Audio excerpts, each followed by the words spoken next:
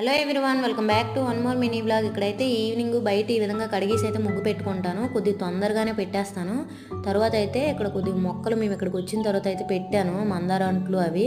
అలానే మేము వచ్చినప్పటికే అదేదో బ్లూ కలర్ పువ్వులు పూస్తుంది. ఆ చెట్టుని 2 మల్లి చెట్లు అయితే ఉన్నాయి. వాటికి నీరు పోసేసి అలాగా బయట ఇంటి ముంద అలాగ అటు ఇటు తిరిగి అయితే టైంపాస్ చేస్తాను కొద్దిగా.